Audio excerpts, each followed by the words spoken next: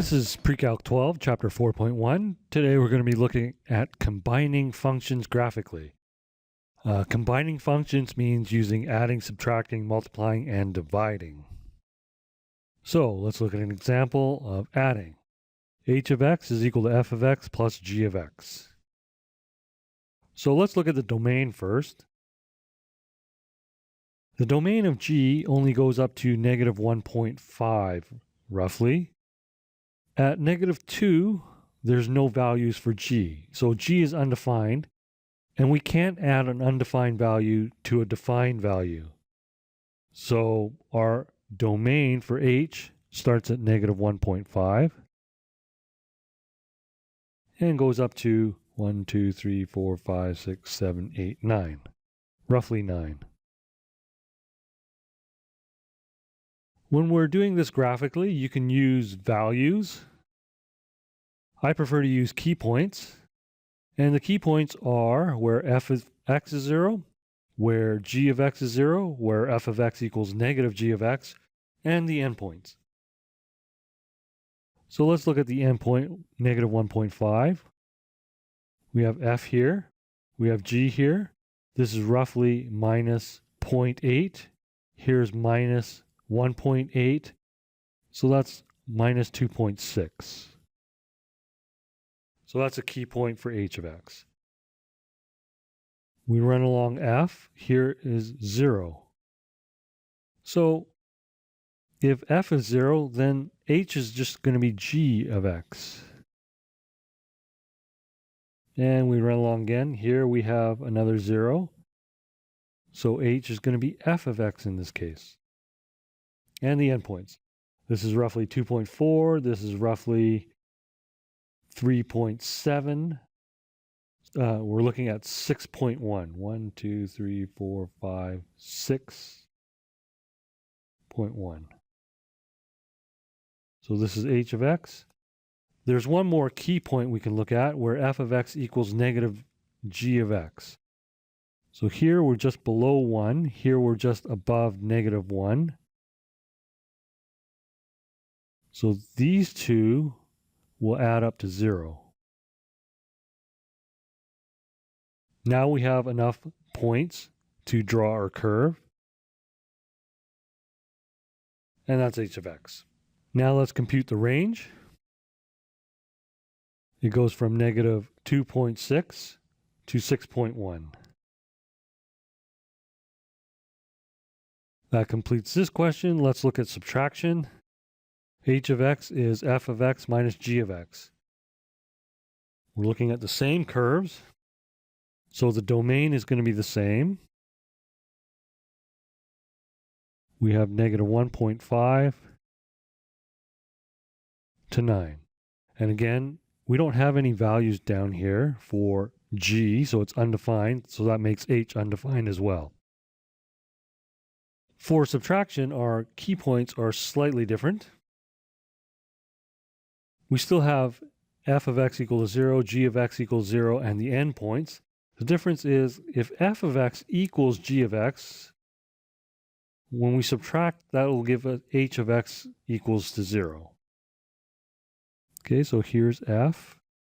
This is roughly negative 1.8. If we subtract negative 1, that's like adding 1. So this is just 1. Here, f and g are equal, so h of x will be 0. Here, f of x is 0, so 0 minus g of x will give us a positive g of x. Here we have g equal to 0, so our answer is just going to be f of x. And again, we'll look at the endpoints. F minus g, so this is 3.8 minus 2.7. That leaves us about 1.1. So we connect the points smoothly. And we get h of x. Our range goes from negative 1 up to this value here, which is roughly 2.9. That completes subtraction. let's look at multiplication. We have the same domain, negative 1.5 to 9, and I won't go over that explanation again. Our key points are slightly different. We have zeros again. We also have ones. So f of x equals 1, g of x equals 1, f of x equals negative 1, g of x equals negative 1. And again, we have the endpoints. So when either f or g equals 0, h is going to be 0 because anything times 0 is 0. If f or g equals 1, then we're going to have h of x equal to g of x or f of x because anything times 1 is itself. And same for negative 1. So let's take a look at the endpoints. Negative 0.8 times negative 1.8 will give us a value roughly there. And it's going to be positive because negative times negative is positive. Here we have negative 1. So we take the negative of g. Here we have a 0, so it's going to be 0. Here we have a positive 1. So that means it'll just be g of x. Here we have 0, so we get a point 0. Here we have a 1, so this is going to be f of x.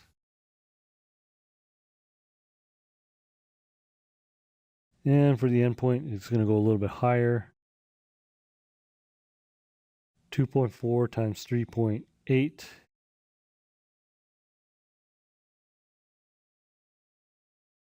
It's roughly 9. 1, 2, 3, 4, 5, 6, 7, 8, 9. And this is h of x. So we come down, go through, and up. So we just look at the range here. We get negative 1 to 9.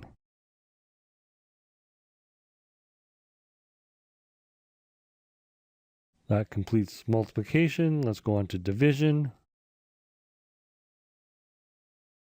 F of x divided by g of x.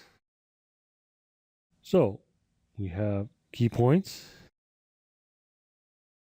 If f of x is 0, then h of x is 0.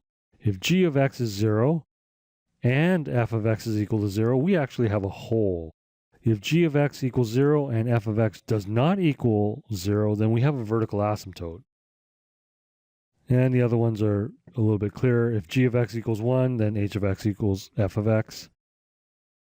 If g of x is negative 1, then h of x is going to equal negative f of x. If f and g are equal, that means they cancel out and we get 1. And if f of x equals negative g of x, we have negative 1. And again, we consider the endpoints. The domain remains negative 1.5 to 9. We'll compute the range afterwards. So we're dividing negative 1.8 by negative 0.8. And that gives us something in around 2.3, 2.4. Here we have f of x is equal to g of x. That must mean h of x is 1. Here we have f of x equals 0, so it's just 0. Here we have g of x equals 0. So we have a vertical asymptote. Let's continue along. We have g of x is equal to 1. So h of x is equal to f of x. And finally, we have the endpoints. F of x, 3.8 divided by 2.6.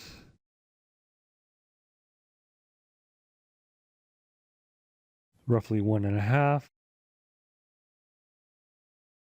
Now we can go ahead and sketch. Let's draw the vertical asymptote first.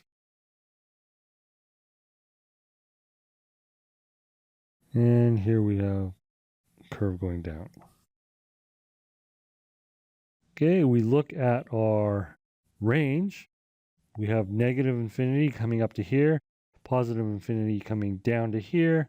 They overlap, so y is all reals. And we have to adjust our domain. We have to specify that x does not equal 4, which is the vertical asymptote.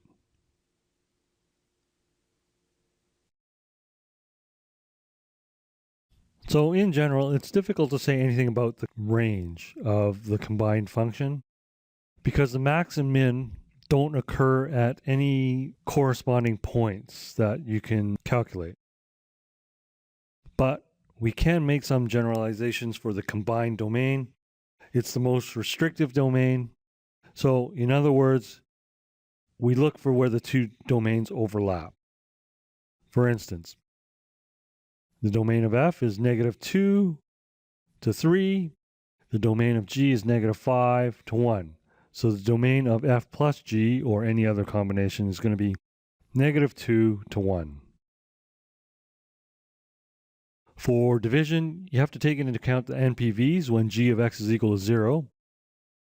And this is where there will be a vertical asymptote or a hole.